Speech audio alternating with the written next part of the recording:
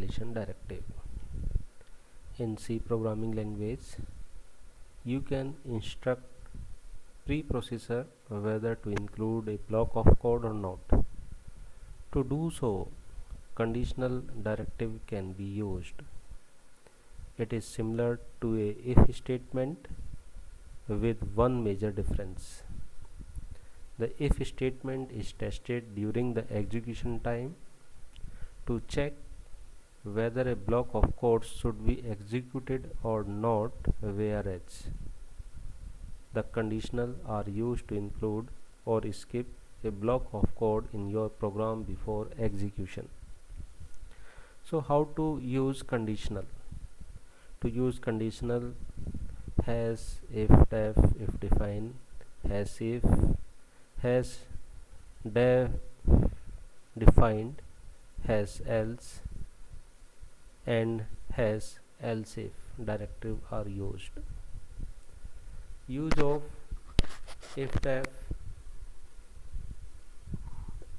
has else and has and if, इन सब का use हम प्रोग्राम के थ्रू समझते हैं.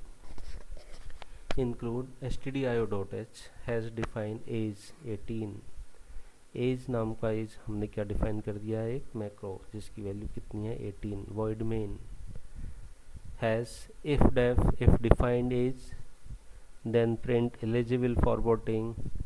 Is if age is not defined then it goes to else part and print not eligible.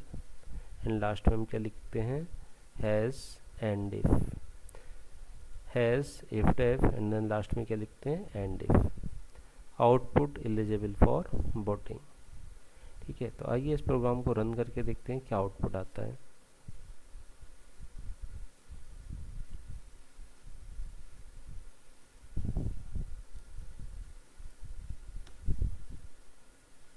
देखिए मैंने यहाँ पर ये प्रोग्राम पेस्ट कर दिया है, इसको सेव कर दिया है, इसको रन करते हैं.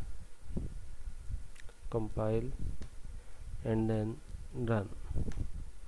Eligible for voting. Suppose that आप अपने प्रोग्राम में, जो ये प्रोग्राम है यहाँ पर एज को डिफाइन नहीं करते. ये जो एज डिफाइन दिखा ना, इसको हम डिफाइन नहीं करते, इस पर डबल कॉलन लगा देते हैं, डबल एरो लगा देते हैं. इससे क्या होगा, ये कमेंट बन जाएगा और ये लाइन एग्जीक्यूट नहीं होगी. इस केस में क्या आंसर आएगा, देखिए एज नाम का जो हमारे पास मैक्रो था वो तो डिफाइंड अब नहीं है, तो सीधे कहाँ जाएंगे हम, एल्स पार्ट में. और एल्स में क्या लिखा है, not eligible. Now save and then run this program. First we compile and second we run this program. क्या आंसर आया, नॉट एलिजिबल. ठीक है, क्लियर है. तो ये आपको समझ में आया होगा कि इन चीज़ों का यूज कैसे करना है, बहुत सिंपल सा है. Now use of has if, has else and has and if. if clause statement is included in source file if given condition is true. Otherwise, else clause statement is included in source file for compilation and execution.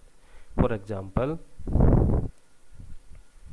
has include stdio.h has defined age 18.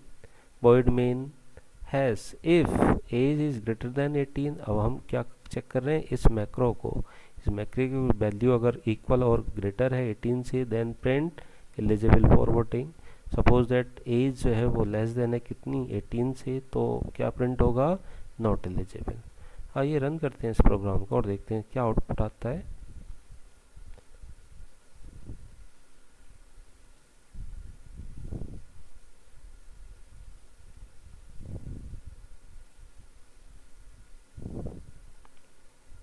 Copy,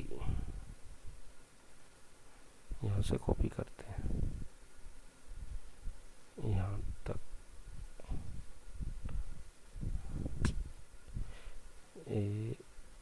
sorry, यहाँ तक copy and then main program को open करते हैं अपने. यहाँ पर इसको paste कर देते हैं. Control B. Hash defined age 18 void main. If age is greater than 18, then print eligible for voting, otherwise it will print not eligible. Save this program and close. After that we compile that program. One error. Now open our program, has double include. Now again save this program and then compile.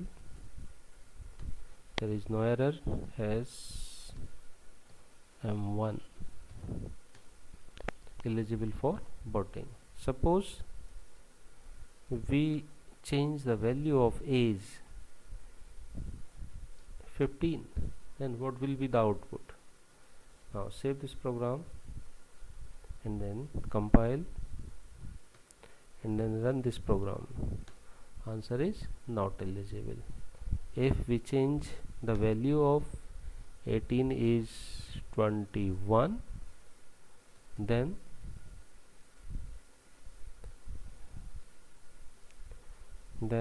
compile this program and then run this program, and not eligible. What is this? Not eligible. If age is greater than 18, not eligible. How it is? Once again,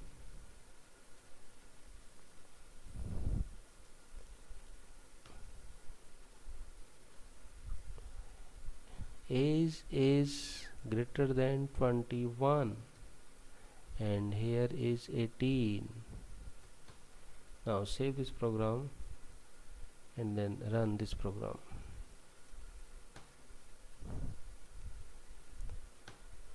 Eligible for voting. So this is conditional compilation directive. Now next directive is use of undefined directive. This directive undefines existing macro in the program. Suppose आपने अपने programme में as नाम का एक macro define कर रखा है जिसकी वैल्यू कितनी है, 18 है. सपोज दैट आप ये चाहते हैं कि मैंने अपने प्रोग्राम में ये जो एज डिफाइन कर रखा है, लेटर इसकी वैल्यू जो है चेंज करना चाहता हूँ, इसकी वैल्यू 18 की जगह कितना हो जाए, 13 हो जाए. तो यही मैंने चेंज किया है. देखिए, void main printf first defined value for age, जो भी वैल्यू है एज की वो सबसे पहले डिफाइंड हो जाएगी. And then second has undef edge, has undefined edge को अनडिफाइन करिए तो ये वेरिएबल कैसा हो गया, अनडिफाइंड हो गया. नाउ यहाँ पर फिर से अगेन क्या लिखा गया है, hash defined age 30. printf age after undefined redefined age is 30. तो आउटपुट जब आप इसका देखेंगे, फर्स्ट वैल्यू क्या था, 18 थी, एंड जब इसको रीडिफाइन किया गया तो इसकी वैल्यू कितनी आ गई है, 30. ठीक है, तो इस प्रोग्राम को भी रन करके देख लेते हैं जल्दी से. Copy and then our program is this. Now print this, save this program, close and then run, compile and then run. First defined value for age is 18 and after undefined redefined value is 30. ठीक है, तो ये आपको समझ में आ गया होगा. Now मैं आपको यूनिट 4 में क्या पढ़ा चुका हूँ, array and basic algorithm. Arrays ये मैंने आपको पूरा कंप्लीट करा दिया है.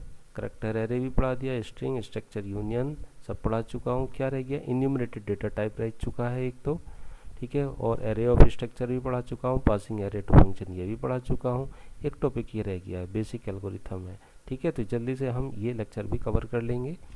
सेकंड यूनिट 5 में क्या है, pointer and file handling. Pointer में आपको पढ़ा चुका हूँ यहाँ से यहाँ तक. Introduction to define dynamic memory allocation, यानी मेलोक, कैलोक और रिलोक और फ्री, इनका यूज मैं आपको बताऊँगा. ठीक है, इसके बाद जो हमने टॉपिक स्टार्ट किया वो ये था फाइल हैंडलिंग में सी, स्टैंडर्ड सी प्री प्रोसेसर. तो ये टॉपिक यहाँ से लेकर के यहाँ तक का फिनिश हो चुका है. सो नेक्स्ट वीडियो लेक्चर में आपका ये कोर्स कंप्लीट करने की कोशिश करेंगे. Thank you.